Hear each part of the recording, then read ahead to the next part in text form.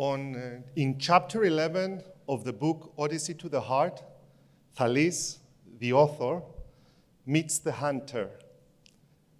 And even though he meets the hunter for just a few hours, when the hunter gets off the slow and easy train, Thales says that it felt that he knew him since childhood or even before. And then he goes on to say that there are some special people in our lives that, irrespective of how long we've known them, they leave a mark on us. That's exactly how I feel about Thales, even though I know him for only 9 years through my wife, Christine. And if I make a wild guess, I believe that's exactly what the majority of the people who are present here today feel about Thales and his family. If Thales decides to live in your country, in your city, or in your village, odds are that the majority of you will get to meet him very soon. And another thing that's for sure is that Thales will leave a mark on you, and that's the mark of a positive impression. And I have thought hard and long as to how that is.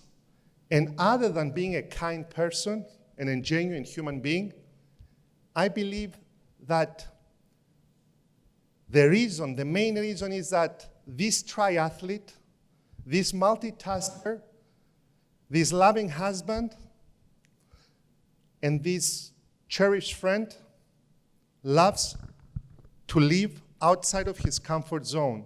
His comfort zone lies outside of his comfort zone. And outside of our comfort zone, we don't meet all the time with the exact same people.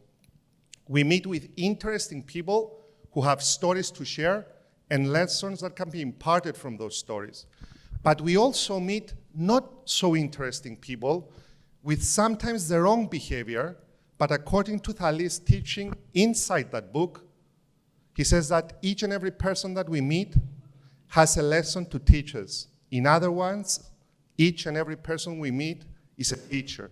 So combine the interesting people with the lessons, with the not so interesting people with the behaviors that we need to avoid, and take into account the journal that Thales has been keeping for the last 40 years, and you come up with exactly the masterpiece he has come up with. And because following this speech, Walid will take the stage, and then Thales will talk about his book, and because he told me to sit down in less than 5 minutes,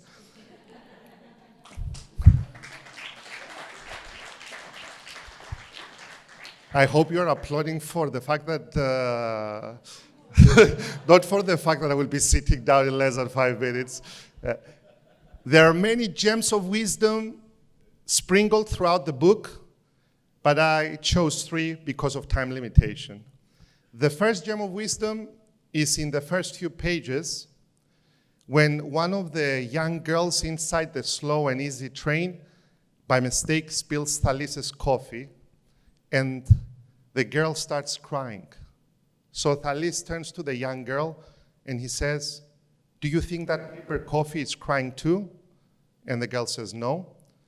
So that's when Thales delivered one of the best gems of wisdom when he said, "Don't cry over things that don't cry for you." So in other words, don't prioritize material things over people. Or if you feel an injustice that we all have felt or a pain inside, don't cry for people who don't cry for you. Preserve your energy for the people who is worth crying for. The second gem of wisdom that I have read through Thales' book was when he said that we see on the outside and we feel on the outside how we feel on the inside, what we reflect on the inside. So if you're feeling happy on the inside, you see happiness on the outside. If you're feeling joy on the inside, you see joyfulness on the outside. If you feel pain on the inside, you see injustice on the outside. And the reason I adore Thales, and I bet most of you here, is because whenever I'm in his presence, I feel comfortable, I feel being myself, I don't feel judged, and I feel the love.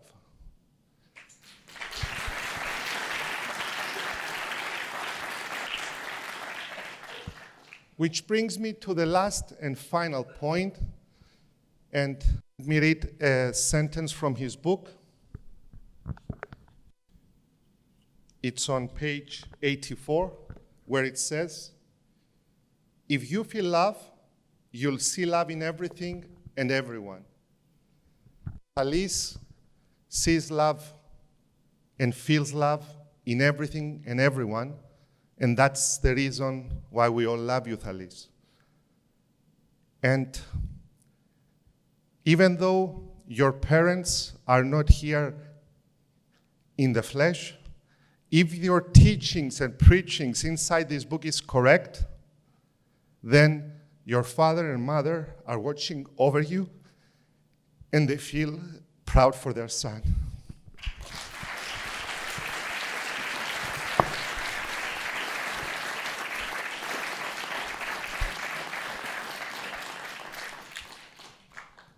But your lovely wife, Klaus, is here in the flesh and in spirit. Your beautiful daughters, your sisters, your brothers-in-law, and your second family, which is us. So thank you very much for this beautiful present that you have delivered to the world. Thank you for your wisdom. Thank you very much.